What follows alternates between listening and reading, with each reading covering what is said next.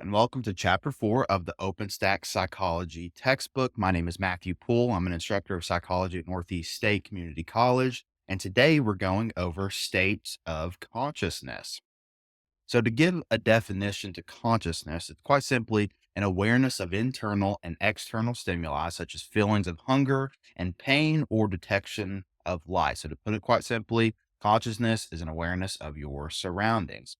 As well, wakefulness is considered high levels of sensory awareness, thought, as well as behavior. Now, at the University of Leipzig, remember with Wilhelm Wundt, he started his first lab.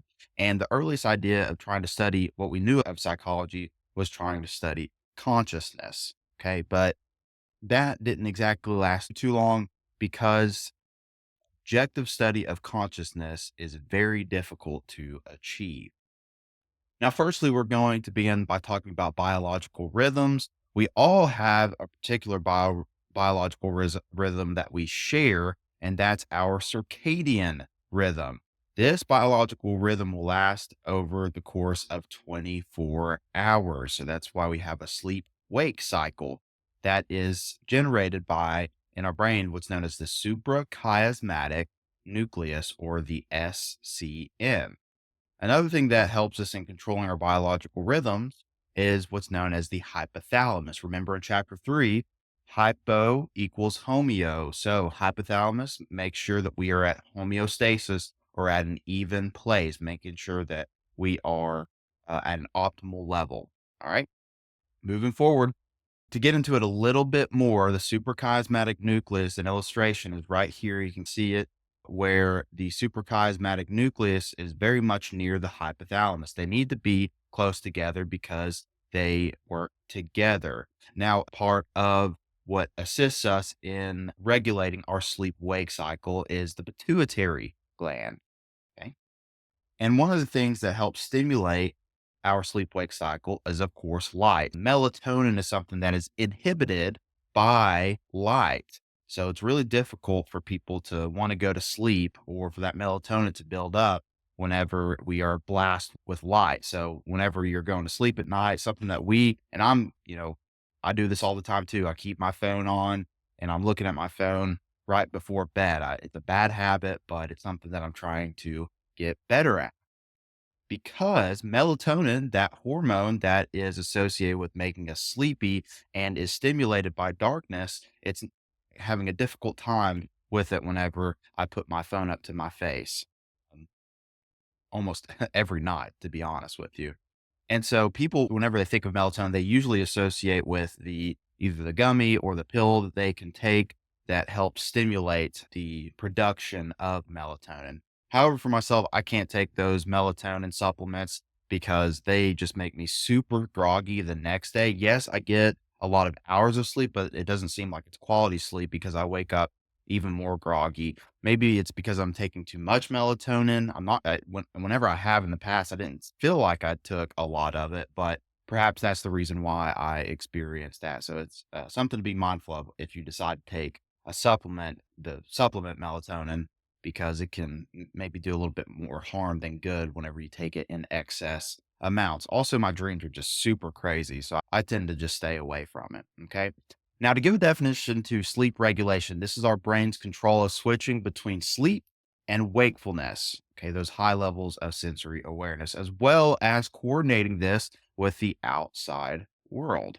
Okay, moving forward. So, a lot of us, if not most of us, have at least once in our life experienced a disruption of our normal sleep, such as jet lag. Okay. Jet lag is important to know, especially if you're in my class and you're taking it for a test. This is whenever our outside world does not match our internal circadian rhythm. All right. So, this can lead us to feeling sluggish, excess fatigue, irritability, as well as insomnia. So it takes us a little bit of time whenever, this is, of course, recorded in the United States. So a lot of people who are watching this are probably in the United States, and they go over to Europe. They're going to have a little bit of a difficulty adjusting automatically because of the time difference. So our outside environment does not match what's internal. Now, another thing that can disrupt our sleep is rotating shift work. This is a work schedule that changes from early to late on a daily/weekly basis. For individuals who are on a swing shift, they could tell you that they experience burnout pretty frequently, probably because it disrupts their sleep. This would be like you have a shift from 7 to 3, then the next day you have it from 8 p.m. to 5 a.m., things like that. So it's constantly rotating and you can never really get a regulated routine going. Because even for individuals who are nurses or who are in medicine, constantly they have to do night shift work, but usually they're just night shift versus just day shift, from my understanding. So they can at least get a routine. And although it may be difficult initially to do night shift work, it seems as though individuals get pretty adjusted to it. Okay. All right. Now let's talk about sleep deprivation. So don't go sleep on me. We're gonna talk about sleep in the coming slides. So sleep debt is the result of insufficient sleep on a chronic basis. So if you're constantly getting not enough sleep, usually the recommended amount is, of course, 8 hours. Some adults can get by on 7 hours per night, but if you're chronically sleep deprived, like you're getting 5 to 6 hours, maybe that works for you. But studies show that when you get to that, only that amount, it can result in a sleep debt. Now, as a result of sleep debt, you can have what's known as sleep rebound. If you're a sleep deprived individual, you'll notice that it takes you a lot less time to fall asleep because you're just exhausted. Okay. I experienced this one time whenever I was in college and I was working like 30 hours a week at minimum. And I was doing a full load of college classes, like 5 classes, waking up early, doing my schoolwork, sitting through classes, and then going to work in the evenings. I'd get home pretty late. And there was just one time I didn't even make it to my bed. I just sat on the couch, and within it felt like minutes, I was fast asleep. So that was one of the times where I experienced sleep rebound, where I was so sleep deprived that it just took me absolutely no time at all to go to bed. Now, there's been a lot of TV shows and game shows where they've kept people up for at least 24 hours and then put them through a series of cognitive tests as well as physical tests, because they know that whenever you're sleep deprived or we've restricted sleep from you, you're going to experience difficulties with your ability to think properly, all sorts of things related to cognition, as well as with your physicality, which includes decreased accuracy as well as increased reaction time. That's one of the things that can cause difficulty with how you operate, is not getting enough sleep. So go to sleep. Not right now, of course. Keep watching this video, but afterwards, take a nap. You deserve it. So what is sleep? Sleep is a state marked by relatively low physical activity and a reduced sense of awareness. The sleep wake cycle seem to be controlled by multiple brain areas, including the thalamus as well as the hypothalamus. We're going to go through the different sleep stages here in just a minute. But before we get to that, it's important to know that sleep, of course, is for adults is super important for our ability to function cognitively as well as physically. But teenagers, whenever they have summer break, you always wonder, like, why does Jimmy come back 6 inches taller after summer break? It's probably because he's sleeping a lot. And the growth hormone is stimulated by sleep. So whenever your friend comes back and you're like, what in the world did you eat to be able to grow as much as you did? It's probably not just that. Of course, they're growing. They're teens, so they're going to grow faster, but it's probably because they're sleeping more, and that growth hormone has more time to stimulate. All right, moving forward. So why do we sleep? Believe it or not, we don't exactly have an exact reason why we particularly sleep, but there's a lot of ideas and hypotheses behind it. So there's an evolutionary hypothesis that's what's known as the adaptive function, in that sleep is essential to restore what we expended throughout the day. So on top of this, it's not just replenishing those resources, but it's also an adaptive response to predatory risk, which increases in darkness. So if we just plant ourselves somewhere and we go to sleep, we find shelter, then we reduce the risk of being eaten by a saber-toothed tiger or whatever the case is. But the thing is, there's very little evidence to support this particular explanation for why we sleep. Now, there's a cognitive function that we do have more evidence for, in that whenever you sleep, you have adequate functioning cognitively as well as with your memory. Because we know with college students, especially, they think that staying up super late and cramming for an exam is an adequate way to retain information, but it's really not. I always encourage students to study before bed and go ahead and get your sleep for the night, and then try to wake up early to restudy for your exam, because what's most important for memory retention and going into exam is getting adequate sleep. All right, moving forward. So, stages of sleep, there are five of them. Okay, we go through stage 1 through 4, and then stage 5 is what's known as REM sleep, where a lot of that restoration happens as well as we experience dreams. So, REM stands for rapid eye movement, and we'll dive into that more here in a few slides. Now, stage 1 and 2, this is considered our transitional phase between wakefulness and sleep. Studies will show that whenever individuals are woken up from stage 1 and 2, that they feel like they weren't even asleep.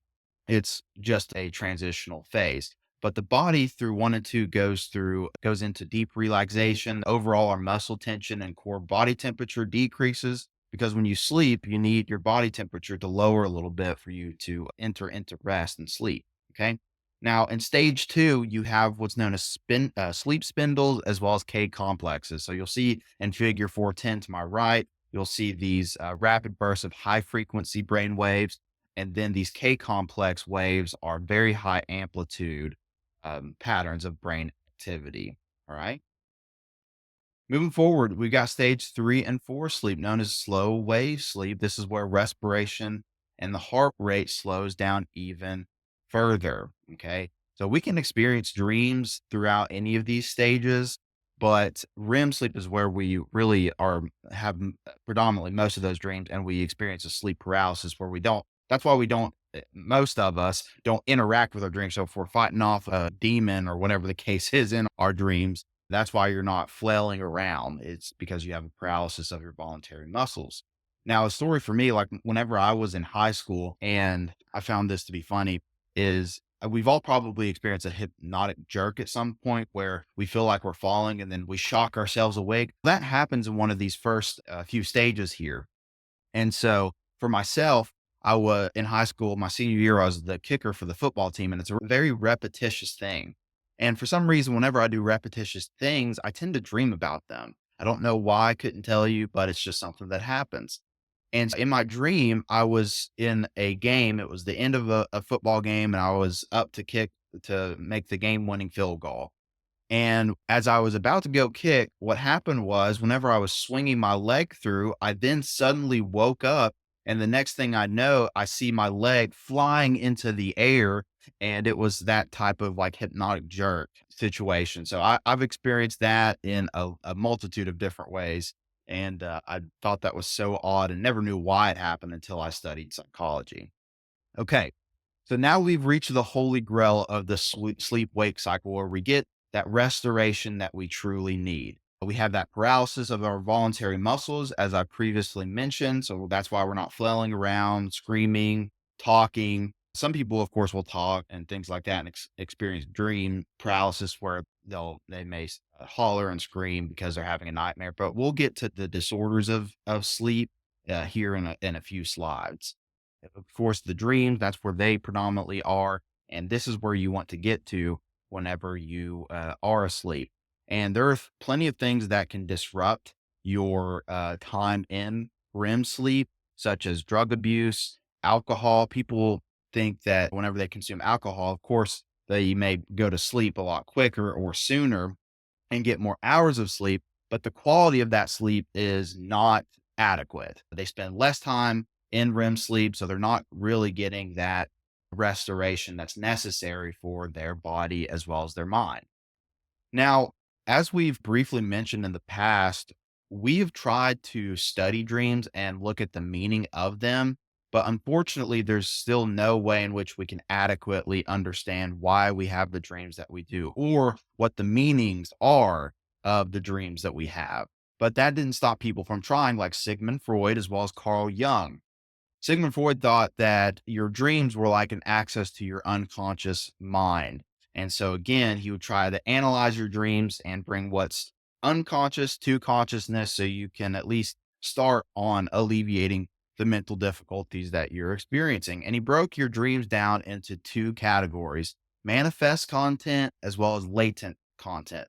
Manifest content is the actual content of your dream, and then latent content is the hidden meaning of the dreams. We all know that we have the actual content that we're experiencing, but Freud tried to look at the hidden meaning behind that dream. Carl Jung, he had an interesting take on dreams in that he thought that whenever we go to sleep and we're experiencing these dreams, we are tapping into some sort of collective unconscious. It's a whole different realm, I guess you could say, that we all experience, or that it's a repository of information that's shared by people across the world. And although that's a nice idea and hypothesis, there's no way to actually prove this. That's what we'll leave it at, is just a hypothesis. Now, something that's pretty neat too is what's known as lucid dreams. Have you experienced a lucid dream? I have, but the thing is, to give a definition to these lucid dreams, is this is whenever we actually realize and understand that we are asleep. So I've experienced that where I've recognized that I'm dreaming and I know that, but I can't manipulate the content around me. Some people have the ability to lucid dream and actually manipulate what's going on in their dream. So if they have superpowers in their dream, then they can fly and experience the concept of flying, or to use the force for my Star Wars fan, be able to manipulate and move things without actually touching them. That would be really neat to do as well. So if you've done that, let me know in the comments and talk about your experience. I'd love to hear about it. Okay, moving forward with insomnia. So we're talking about some things that can disrupt sleep, but also that are considered disorders. So insomnia is defined by the difficulty of falling or staying asleep for at least 3 nights a week and for a minimum of 1 month. Okay. So you have to have experienced this for at least 1 month and for at least 3 nights of the week. This is the most common sleep disorder, and it may be associated with symptoms of depression. Now, there is a ton of contributing factors. As mentioned, drug use can impact insomnia. A lack of exercise can impact insomnia. Your age, your mental status, as we've previously mentioned, associated with symptoms of depression or anxiety, as well as bedtime routines. Bedtime routines are super underrated because we have to tell our brain when it's time to go to sleep or to do certain actions. So if you do a consistent routine, your brain is now switching into that mode of, okay, it's time to go to bed. So whatever your relaxation technique is, maybe yoga or reading a book, definitely not using your phone because, as we mentioned, that light can really disrupt and again emphasize insomnia and make it worse. Okay.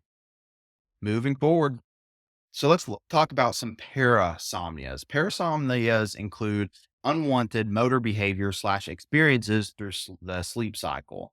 So commonly, we all have at least heard of sleepwalking before, and this usually occurs during slow wave sleep. Again, this is not during REM sleep because we have that and experience that paralysis of our voluntary muscles. We can't move around, things like that. But some people will sleepwalk. Crazy thing to see if you've experienced it before. I know there's somebody that I've worked with before, and I won't give out names because I'm not going to call them out. I don't know how many people this will reach. They said that they have slept ate. You have eaten, you go to the kitchen, you're sleepwalking, but you actually eat a bunch of food. And that kind of stinks because you didn't even get to experience the pleasure of being conscious and awake and enjoying the pleasure of said food. So you're just building up calories and things like that without your knowledge. They said that they woke up and they had like crumbs all over them and they knew exactly what happened. All right. REM sleep behavior disorder. This is whenever the paralysis of your voluntary muscles during REM sleep does not occur. So some people, if they have this parasomnia, they don't experience a paralysis of their voluntary muscles. So they have all this physical activity while they're asleep. But thankfully, anti-anxiety medication such as clonazepam can assist with this disorder. So there are ways to treat this. Restless leg syndrome. If you've experienced this before, it's super, super uncomfortable. It includes whenever you're lying down and trying to go to sleep, uncomfortable sensations in your legs whenever you're trying to fall asleep. And the only thing that can alleviate it is by moving your legs around. And obviously, if you're physically moving yourself, you're not relaxing and being able to fall asleep. This again can be treated by a variety of medications. Also, night terrors. Some individuals will experience a sense of panic and may scream or attempt to escape whenever they're asleep. This occurs during non-REM sleep again, where there's not a paralysis of your voluntary muscles. And this is a very scary situation for individuals whenever they're experiencing these night terrors. And it's recommended that you don't wake them up when they're going through it. You just have to allow them to navigate it themselves. Um, Usually people will grow out of this and will occur in children, but it can happen to anybody. All right, moving forward. Sleep apnea. So this is a very common occurrence for individuals. And this is whenever individuals stop breathing during their sleep for usually about 10 to 20 seconds, or it can be even longer for some. Repeated disruptions in sleep lead to increased levels of fatigue for obvious reasons, and that it is very common in individuals that are overweight. So there are two forms of sleep apnea. This can be distinguished between two categories: obstructive. This is when the airway becomes blocked and the air is prevented from entering the lungs. And then central, which is when the central nervous system fails to initiate breathing. Your brain and spinal cord fail to initiate that breath. So thankfully, we have ways to navigate this through a CPAP machine.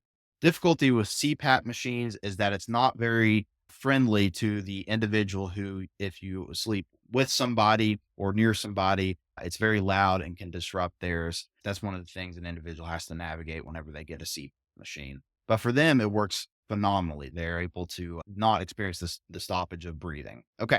Moving forward, SIDS. This is unfortunately a very sad situation that some infants will experience. I can't give enough sympathy to parents who have lost a child due to SIDS. There are a number of reasons why SIDS can occur.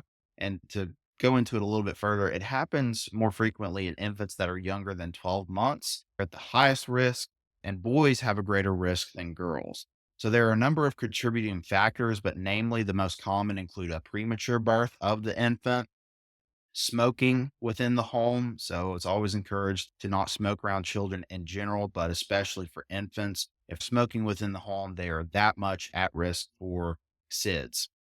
Lastly is hyperthermia. So this is whenever the baby overheats. They heat up too much, and unfortunately, that will lead to sudden infant death syndrome. Moving forward, we've got narcolepsy, another common disorder of sleep that people will have at least heard of. To give a definition to it, this is whenever an individual experiences an irresistible urge to fall asleep during waking hours. And it is very much often triggered by states of heightened arousal. So, whenever they're in a super highly anxious situation or highly aroused with stress, that's when they may experience that narcoleptic episode.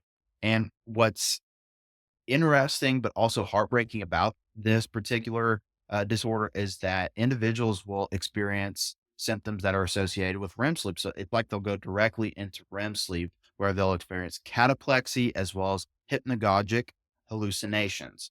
Cataplexy includes the loss of voluntary muscle control and things like that. So complete paralysis, as well as with the hypnagogic hallucinations, they will experience what seems like dreams. And thankfully, we can treat narcolepsy. It's usually what's prescribed as a psychomotor stimulant drug. Okay. So narcolepsy can be treated. Alrighty. Now we're going to move to talking about substance use disorders. Now, whenever it comes to substance use disorders, that's what the official diagnosis is given to individuals. They're not called alcoholics or whatever insert name that you want to apply. There is an official diagnosis for individuals as given to us by the DSM-5. The DSM-5 talks about all the different mental disorders that we have noted up until this point. So DSM stands for Diagnostic and Statistical Manual of Mental Disorders. So let's talk about substance use as well as abuse really quick.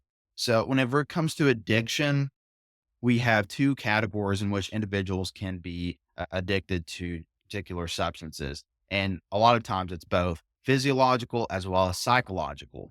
When it comes to a physiological addiction, these people, their bodies are literally dependent on that drug in the sense that if they stop taking the substance, they will experience withdrawal symptoms. Some people call it dope sick or whatever phrase you want to call it. But literally, individuals who have become physically dependent on a particular substance will experience negative consequences and withdrawals whenever they stop taking the drug. This is common for individuals, especially with these harder drugs. It happens, physiological dependence happens a lot quicker, especially with opioids. Okay.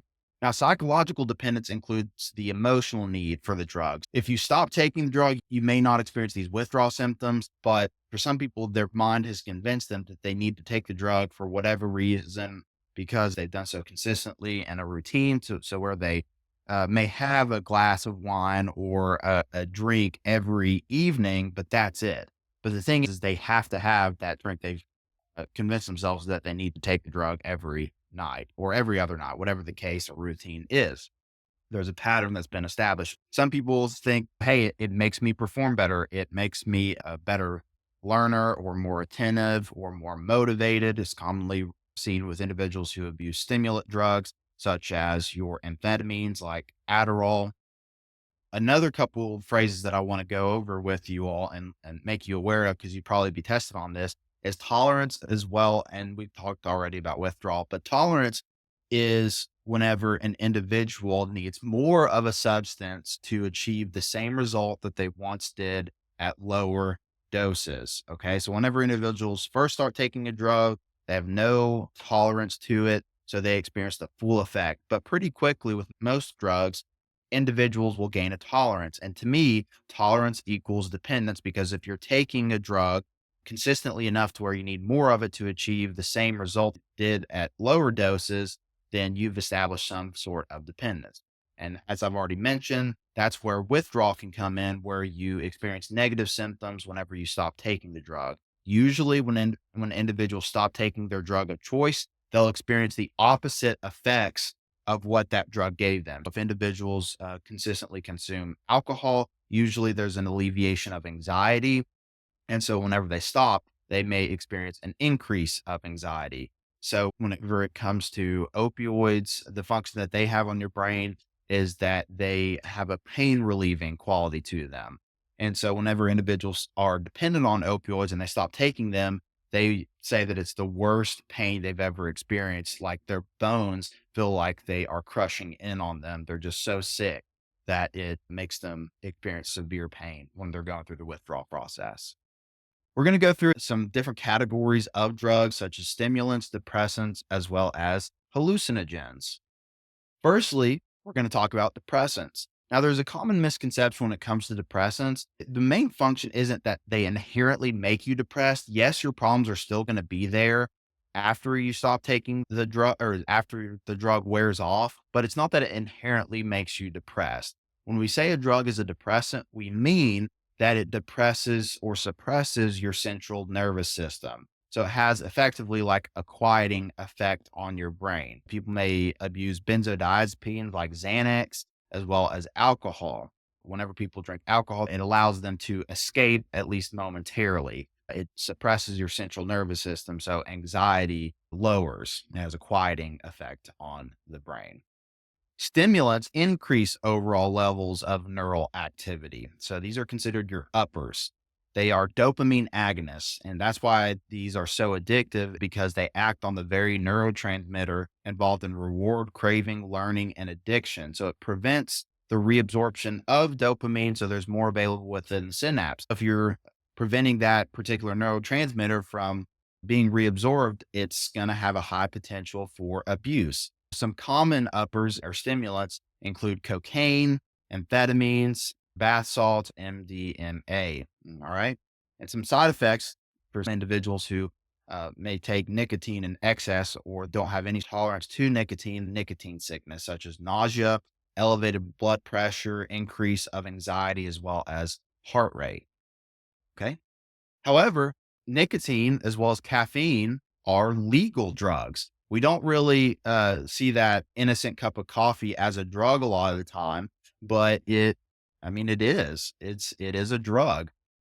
Nicotine is very highly addictive. It interacts with the acetylcholine receptors. I always struggle with that word, but you get what I'm saying. And it plays a role in arousal and reward mechanisms. So because it increases overall levels of neural activity, individuals may experience an increase in alertness, heart rate, and things like that. So that's why it can be addicting, not just because of its dopaminergic effects, but because it increases alertness. And it has studies do show that it plays a role in memory too.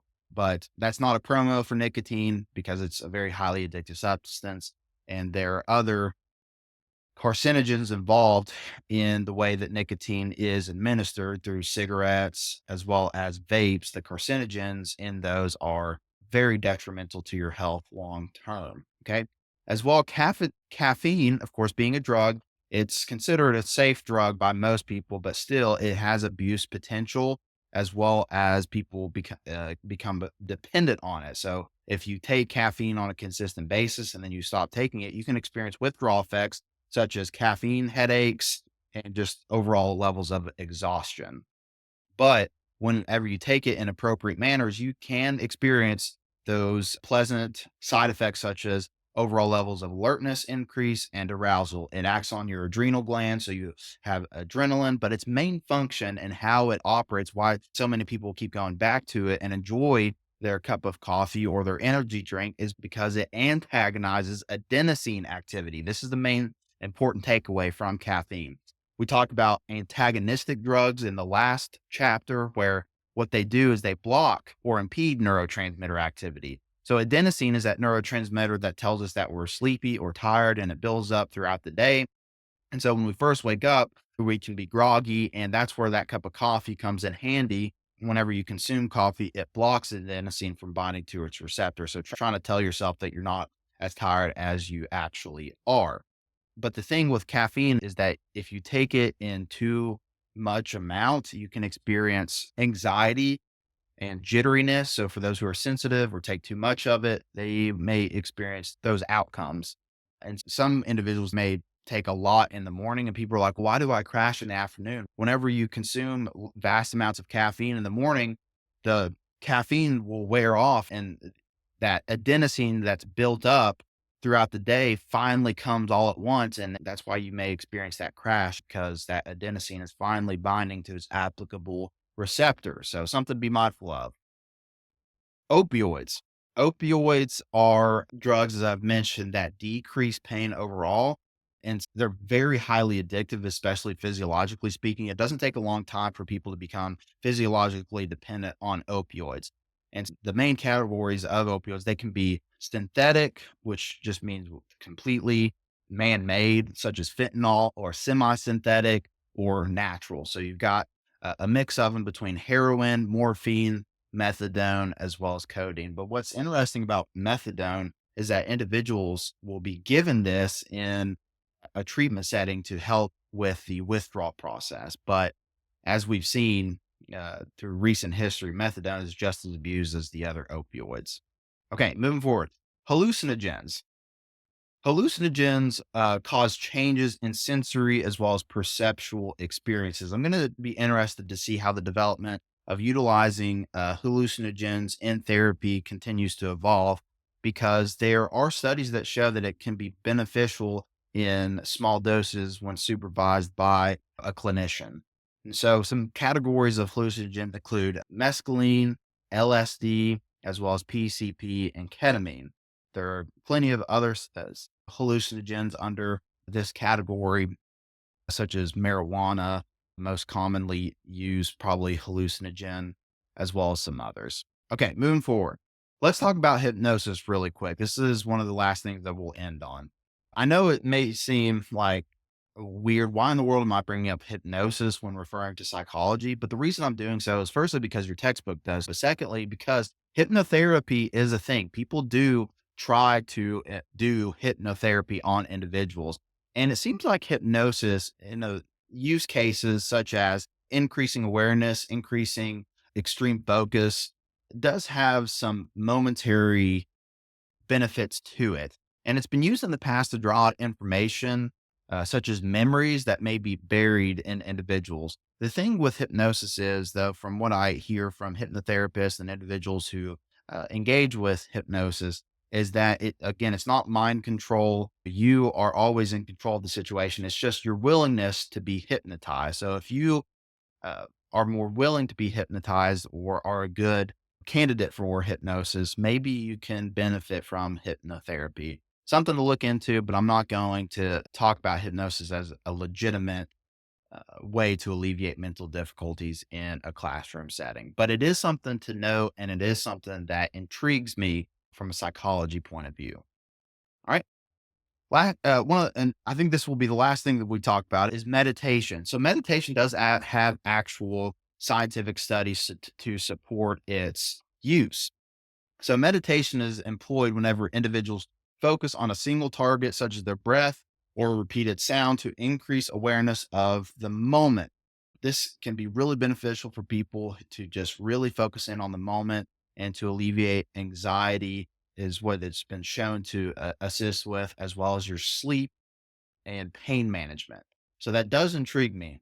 And whenever Clemson University, their football team was going on a run there, whenever Trevor Lawrence, who's a very talented quarterback, whenever he was on their team and they were going on their championship run, what they did each week was a weekly meditation session. And I thought that was awesome because those athletes are under an enormous amount of stress. They've got hundreds of thousands of eyes on them each week. They're going on a championship run, so the expectations are really high. And I think it's good to just take a moment to focus in on the moment and try and relax. And it seems that over time that can doing and meditation consistently can really help individuals with their anxiety and stress management. Something to consider if you want to try and tackle your stress or anxiety or sleep from a holistic perspective, perhaps look into meditation a little bit. All right, so that's going to complete chapter 4. I will see you next time and in the next video for chapter 5, sensation and perception. Have a great day.